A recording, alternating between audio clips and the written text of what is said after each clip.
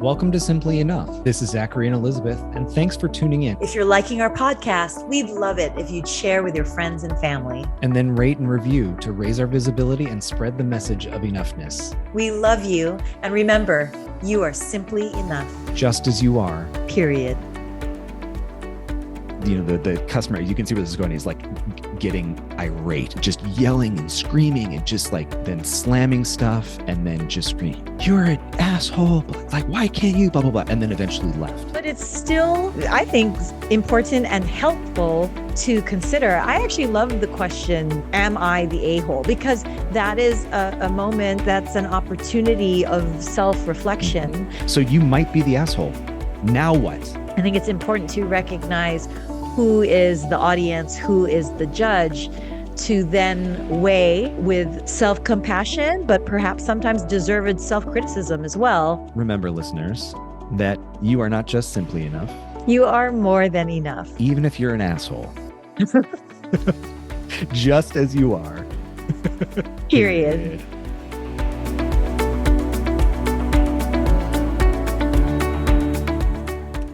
Hello, everybody, and welcome to Simply Enough. I'm Mr. Zachary Leonard. And I'm Dr. Elizabeth Ignacio. And I get to kick off today's episode. And this is a topic that I have wanted to throw on the podcast for a while. So I'm really excited. And I'm also a little like, where is this going to go? So full disclaimer, listeners, there's going to be a word that is used often throughout this episode. Just putting it out there. It's the word asshole. That's the crux of this episode. So I'm just, if that's a offensive word or you've got kids in the car or other things, just know, you'll probably know by the title, but just know that that's going to be a recurring word and theme of this episode. So to kick us off, I was like late to the Reddit game. I mean, I knew Reddit existed for a very long time, but I wasn't really on it. And one of the reasons why I found Reddit was because one of the news sources that I was constantly reading talked about this particular subreddit called "Am I the Asshole?" Okay. And then you can imagine, right? People post a certain situation and then everybody chimes in with whether or not they think that that person is the asshole or that person is not the asshole, as if it's like always black or white, you know, but Lordy, people have opinions, right? So, you know, it was interesting to me, and I, stepping away from the particular stories that people were talking about, I kept thinking about this idea of either thinking of yourself as an asshole, right? Or making decisions or choices as they pertain to whether or not you think you're going to be perceived as an asshole or not. So let me kind of kick it off from there. So I'm not necessarily talking about moments when you've wronged somebody or you've done something. I mean, that could be part of it, but I was thinking more about this idea of how we think of ourselves and the decisions that we make, because I know I think of being an asshole as a bad thing, right? I don't want to be an asshole. So there have been times in my life where I've made choices that run contrary to what I have thought was right or what I needed to do, so as to avoid being the asshole, you know? And so it's just kind of interesting to me, just this idea, right, of this kind of name, this label, and what we do to either avoid or to step into it or not even think about it. I imagine many of the parents on the calls or on the episode are very much understanding. Like I can imagine the role of a parent is constantly this like, well, my kid's going to think I'm an asshole today, or, you know, something like that. So let me share a story with you. So as a school administrator, you can imagine there were probably many times when I had to stand in front of the faculty and deliver some kind of news that I knew wasn't necessarily going to be popular. So one of my first years on the job at the school in Hawaii, where I met Elizabeth, it was my job to stand up as a junior administrator in front of the faculty and talk about an initiative that we were going to put forward. Having worked with our administrative team, we knew that this was really what we thought was going to be best for kids, best for the curriculum, et cetera. But we also understood that it was not going to be necessarily popular. People weren't going to be thrilled that we were going to be making a major shift in terms of curriculum. But as the person in charge of curriculum, it was my job to stand up and to deliver this initiative. And I remember being so aware of my desire to want to give a good impression, especially because I was new, and to build this reputation that people liked me and saw me as somebody they could talk to and was approachable and all the things. So we prepped as a And if team. I may add, Yeah. because it's a trait that both you and I share, we're especially sensitive when we have grown up throughout our life to be a people pleaser. So even Yes. more so, that sense of awareness and fear of am I the a-hole Mm-hmm. is almost magnified when we are brought up or we bring ourselves up with the value of people pleasing. And in the moment of delivering the information, I don't know what came over me, but I softened the message about how we were going to roll this out. It was really more of a mandate, which is not typically my leadership style, but that was what we had decided. And I was part of the leadership team that had made this decision. And in the moment said something like, well, we're going to give this a try rather than, no, we're going forward with this. And I knew why I did it.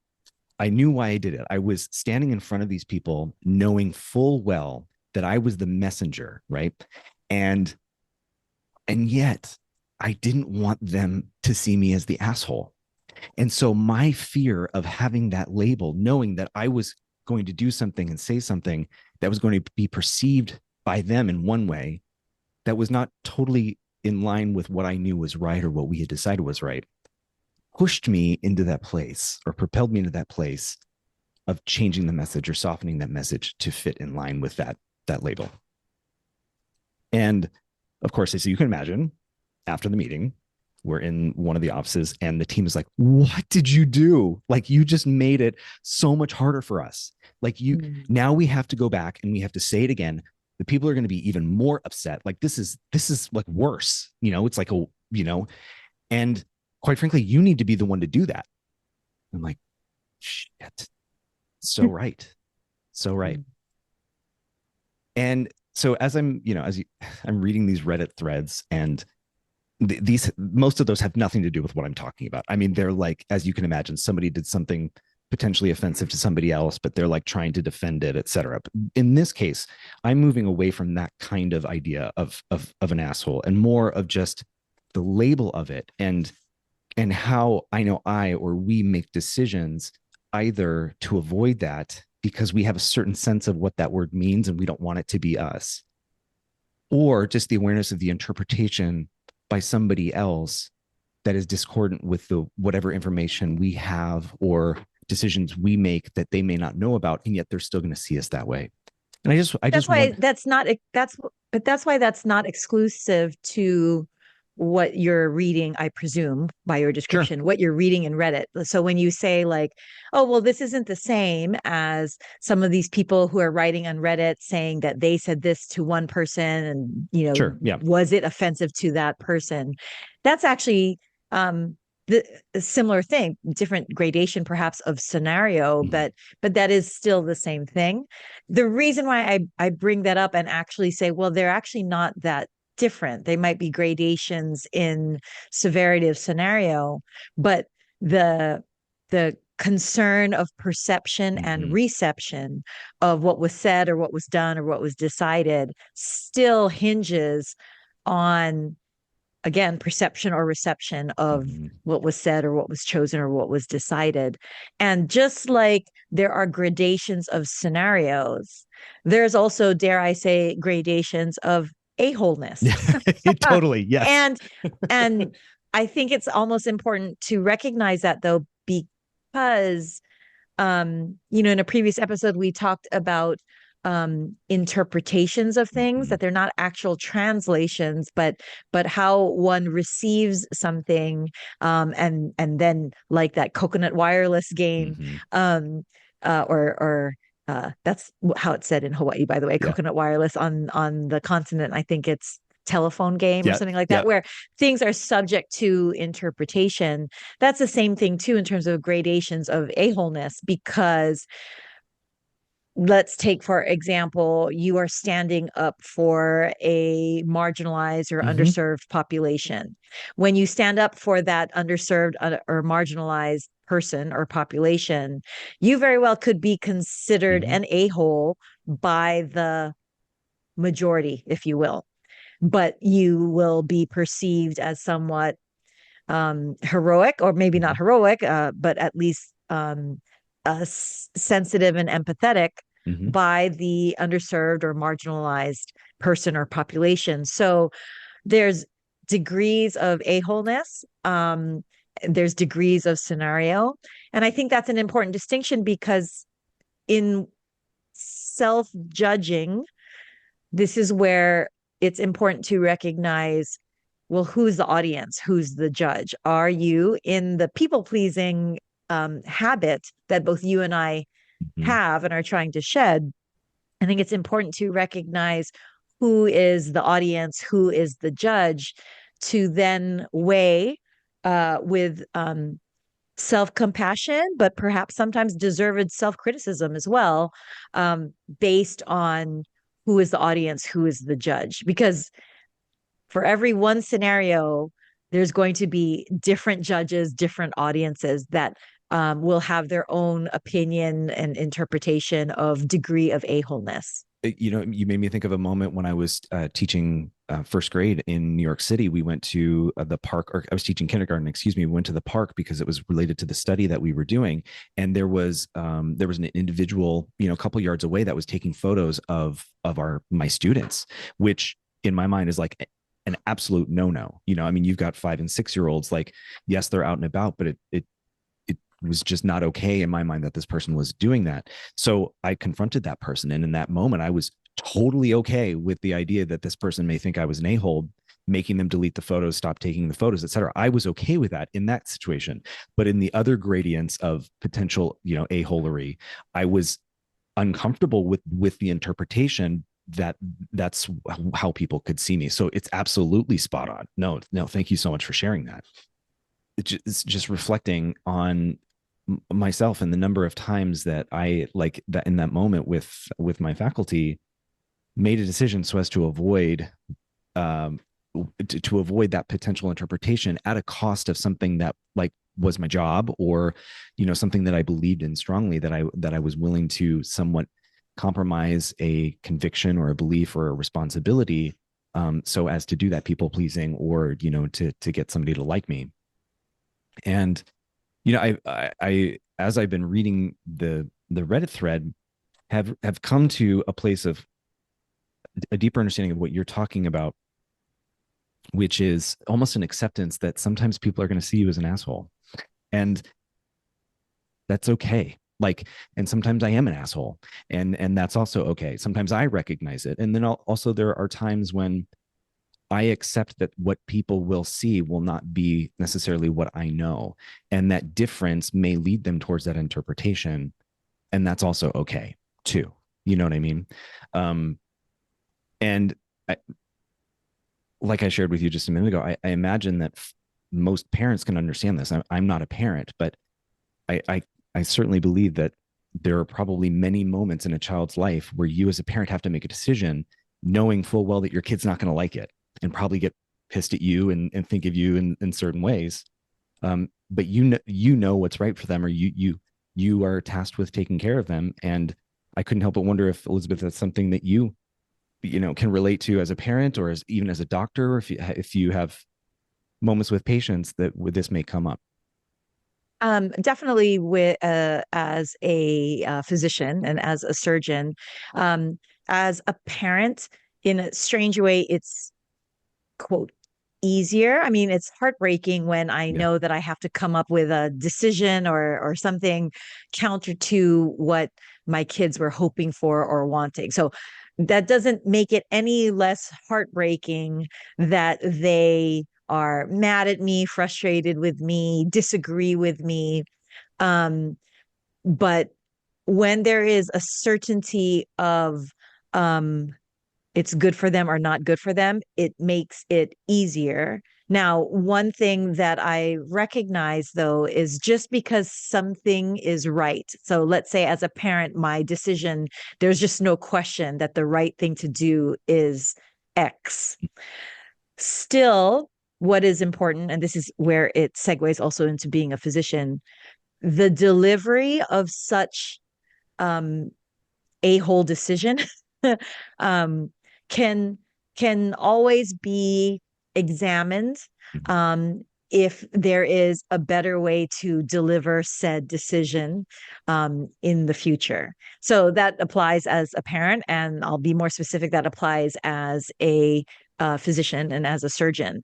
There are certain things that seemingly are black or white, in that, okay, this person comes in with this MRI and wants this to be done, but it's very, very clear with evidence-based outcome studies that this other treatment option is the way to go. And while I can discuss all treatment options and the benefits and risks of all of them, sometimes, not all diagnoses, but some diagnoses, at the end of the day, there's just no question what is the gold standard of treatment and why the gold standard of treatment is as it is.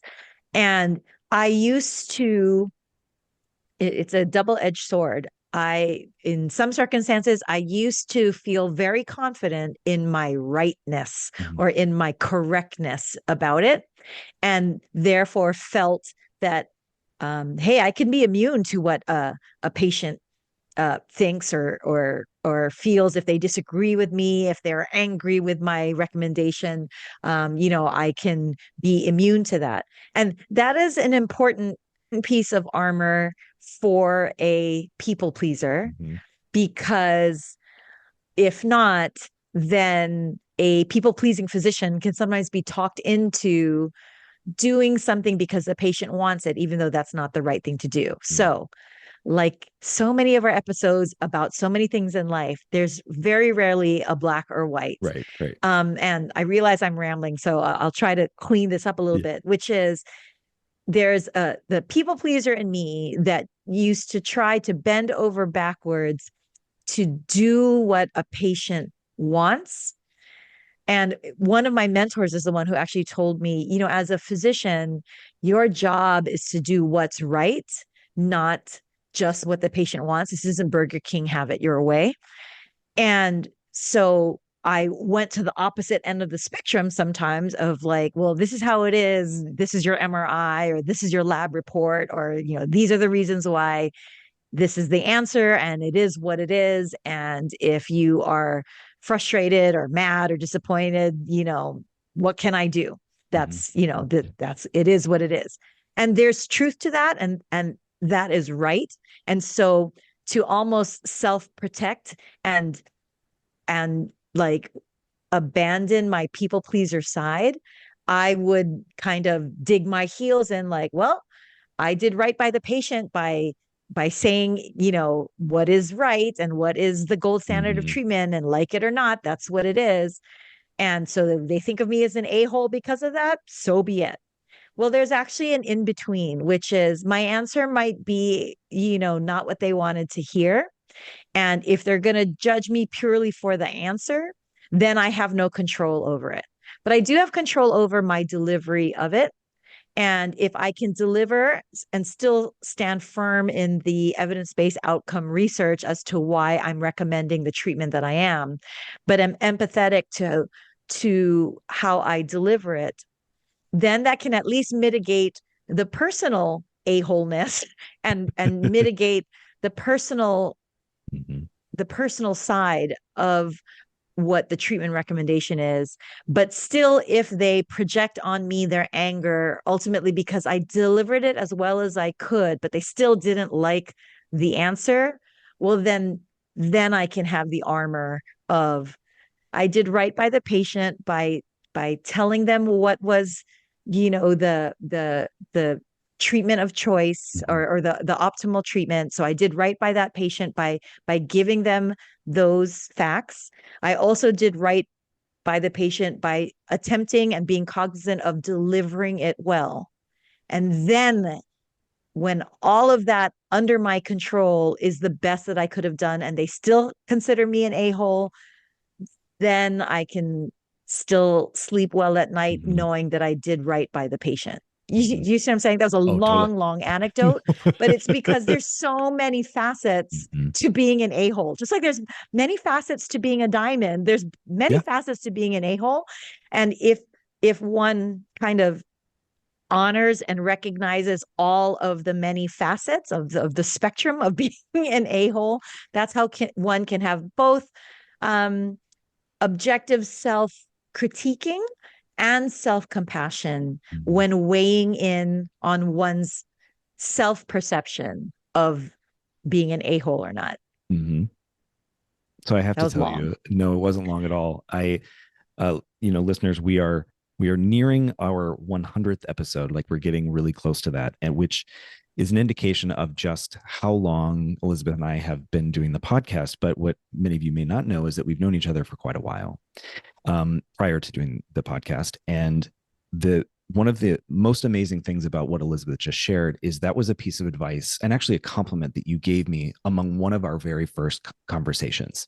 And why I thought it was so important to bring up this conversation or this topic was because, and excuse me if I get emotional, which, I do. So it's okay. But one of the reasons why I wanted to bring this up is because I had to call Elizabeth and have a normal conversation with a parent as an administrator. I had to call, and for parents, anytime the school's number shows up on a phone, there's a little like jolt of panic. And when I first got you on the phone, I was just like, there's no emergency, everything is fine and everything. There's a couple things that I wanted to talk to you about. And at the end of the conversation, you said exactly that, which was the way that I delivered the information was almost equal to the message that you were receiving, and you were able to hear it and digest it more because of my delivery. When prior to that call, I kept thinking, how am I going to say this? How am I going to talk to this parent and be present with them and not be a jerk about this, right? Like I was so aware of what I had to say and then how I was going to say it. And you actually acknowledged that. And I have never, ever forgotten that, because it was such a delineation between exactly what you just said, which is message and delivery. And then, as our friendship has grown, you've also helped me see that delivery is not just doing right by the patient, but doing right by self, making sure that you show up as your best self in whatever way you can in that moment too. So it's also doing right by self. So this really was a way of just sharing a lesson that I learned from you, particularly in these moments going into a situation where I was acutely aware that potentially somebody could walk away thinking something of me, but I still had some control in the process up until that. So thank you. So looking back at your the decision that leadership made and then you had to deliver it, it's not so much that you then had to water down the message Right. in terms of, well, it's we can just give it a try, Right. So yes, that's watering down the message. So it'll just be like if I, as a physician, orthopedic surgeon that I am, uh, well, you really need your knee amputated, but Right. hey, we can give that a try. So that's the same thing in terms of watering down the message. If Mm-hmm. you need your knee amputated, you need your knee amputated. Mind you, that's not what I do, everybody, in case you're wondering. That's my answer as an orthopedic surgeon. I'm a sports medicine doctor. I've never had to say that to a patient. But anyway, I'm just trying to, to be illustrative. So it's not about watering down the message. If the message is the message has to be the message, but the delivery of it can then be, to your faculty. I can see how this can be upsetting. This is where empathy comes in. I can see how this can be upsetting. I know if I were in your shoes, I would feel fear, trepidation, frustration. So I know that this is, or I imagine this is how you would feel. This is how I would feel in your shoes. This is what we're going to do. These are the reasons why we came to this decision as a leadership team. And so moving forward, we hope that we can all do this as one faculty, one team, one family. So it's not watering down the message, but the personal side of it is still there. Again, it's not coming from a place of people pleasing, of like, ooh, faculty, I hope you like me. It's more just like, here's the message. I acknowledge very much that might be hard to receive. And quite frankly, if I were in your shoes, I would question and doubt and be irritated or angry. So it's not watering down the message, nor is it coming from a place of people pleasing. And that's how those two things under your control, the message and how you deliver it, can help mitigate how somebody might perceive you as an a-hole. And Mhm. even if they do at that point, because the message was clear, but also the way that you deliver it is with empathy, then somebody projecting on you that you're the a-hole kind of is out of your control at that Yeah. point. Yes. Yes. And I would say that knowing that, I then have begun accepting that the label of asshole is not anything that bears any burden or weight on me, right? So really, the term or the idea or the label like no longer has power in a sense. Now, again, this is a practice, and I'm still, there's still many moments where I recognize that, like, I'm confronted with this, but it also disarms any potential stigma or interpretation that I may have of that particular label as it applies to me by somebody else. So, yeah, okay, if they're going to think of me that way, okay, I accept it because I did all these things leading up to it. I did everything that I could, and sure, they're that's the way they're going to see it. And it to tell just kind of a funny story about that. I was at a fast food restaurant, and I was actually at In-N-Out Burger in California, and there was a person that wanted a very specific order, like they wanted their burger made a certain way. Well, that's not the way that In-N-Out Burger was making them, and so the person behind the counter was like, I'm so sorry, that's just not what we do. And the customer, you can see where this is going. He's like getting irate, just yelling and screaming, and just like then slamming stuff, and then just screaming, "You're an asshole! Like, why can't you?" Blah blah blah, and then eventually left. And so, of course, I was next. And this person behind the register, like, kudos to them. They kept it together and lovely, warm, stood their ground, like you said, like they knew exactly what they needed to say, but they said it in such a way. And I said, how you doing? You okay? Do you need a minute to just take a breather? And she was just like, sometimes people aren't going to like you. Sometimes people aren't going to be happy with you. And there was just such like power, not power, um, uh, strength, like, and just kind of like not rattled, not phased, just very centered. And I was so like amazed by that. Just after this person is throwing all this energy at them, like negative energy, insults, bad profanities, etc. That person was so composed and clear, and also was just like, I accept that at sometimes somebody's going to be upset with me. I was like, whoa, like, holy Okay, cow. whoever that person is needs to like leave In-N-Out, Yeah. lovely as In-N-Out is, and like, I don't know, open like a mental health clinic or something. Or, I mean, that's fantastic. I, and just in the blink of a moment, now everyone's watching, right? So you can imagine just the tenor of the room. But yeah, I was so impressed. Now I imagine that this is probably something that they've encountered before. This probably wasn't the first time in their job, but it certainly felt like an opportunity for all of us to take an example of what it's like to be at a situation where somebody is giving you their interpretation of you, and for you to not take it, and for it to just like continue to be yourself in that moment. Well, I mean, you backed away from using the word power, but I think that inner strength is powerful. I can say this, as a woman. It's now I'd like to think that I'm a strong woman, but it's very easy when um standing up for oneself or others. Mm-hmm. I won't speak for everybody, I'll just speak for myself. When I was younger, in being the feisty Filipina female that I am, and strong of opinion and strong will, I would get emotional. I would, out of anger, have tears in my eyes when I would try to make a point, out of frustration, out of not feeling heard, and feeling like I could only be heard when I was forceful like the men, or Mm-hmm. when I was louder like the men.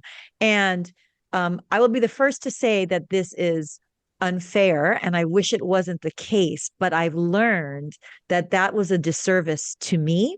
Mhm. when my delivery was such that it made it actually easier for the men in the room to be dismissive of me because my delivery was in their eyes emotional or histrionic or sensitive or being such a woman. And that's unfair, but that is true. That sorry, not true. That's unfair, but that's the reality. And so I've learned as I've gotten older and risen in terms of, administration and leadership roles, that though it's unfair, that I almost feel that I have to mute myself, what I recognize is that I'm not muting my message, but the delivery is important so that I cannot be dismissed purely by delivery so that the message can be heard better. So, bringing it back to the in and out person, that is so powerful how that person stood his or her ground of calm, Zen strength, because then in that scenario, it's quite easy. Sorry to sound judgmental, but who's the a-hole now? It's the one that's flying off the handle, that's being forceful, that's behaving that way. So that strong centered sense of self makes it easier to kind of be Teflon and dodge the bullets, or be Wonder Woman with the cufflets Yeah. that are like, the bullshit deflectors kind of thing.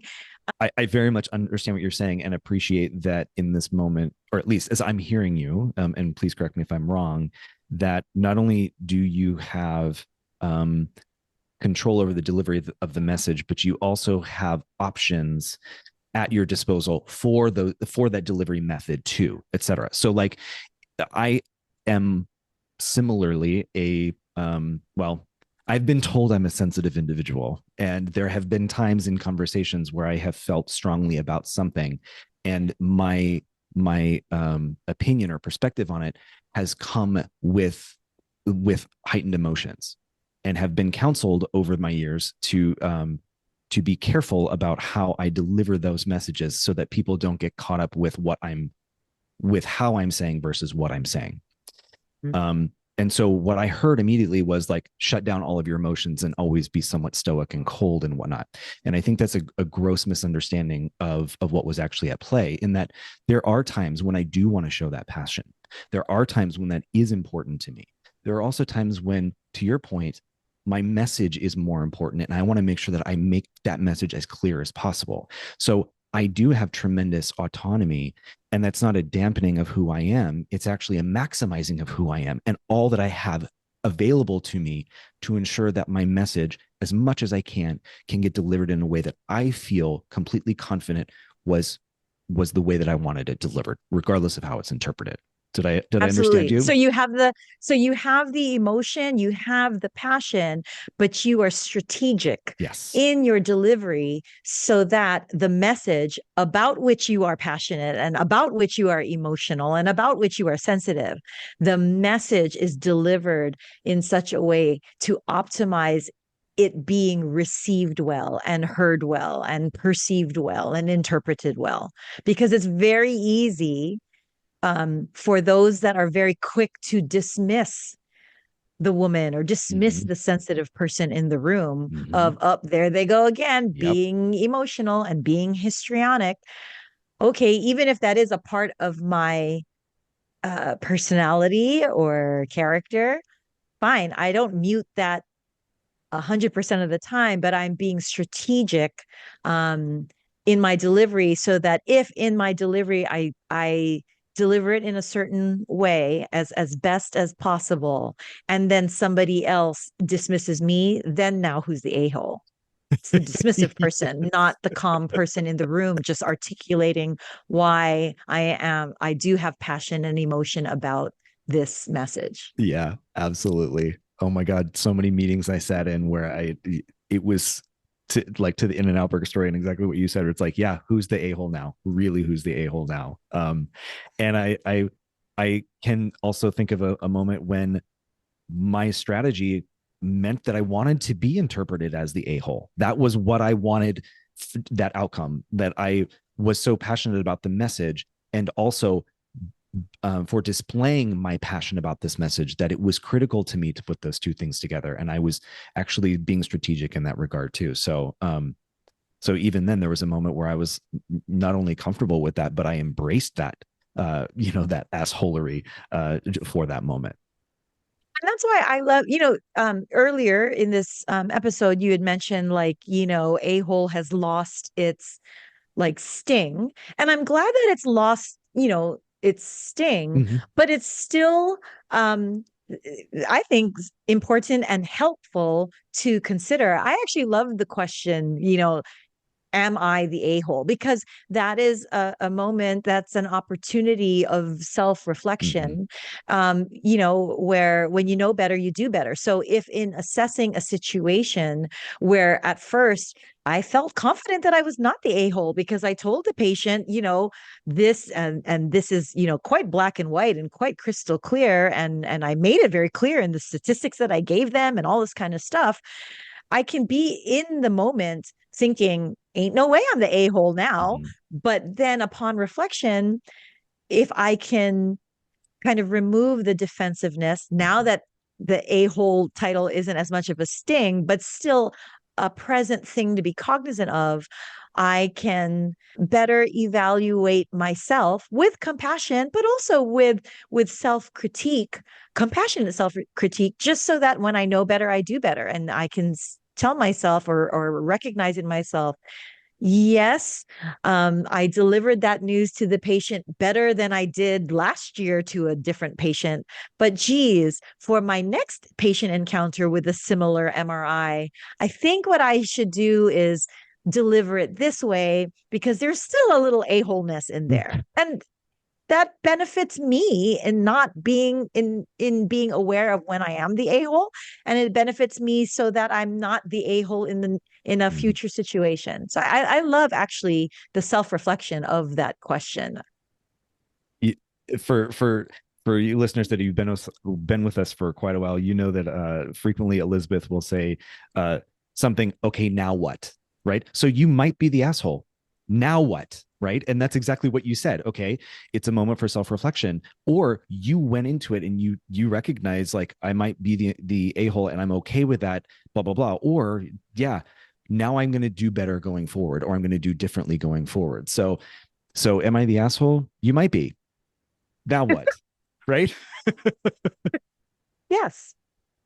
Anyway, so thank you for letting me go on this little journey with you and with all of you listeners on just this, what's sparked as just a read through on a Reddit thread of people posting very funny, well, not funny for them, but just funny anecdotes about situations in their life, became actually a moment, to your point, of just actually reflection. Like what is going on here when we think about am I the asshole, and everything that might be swirling around that.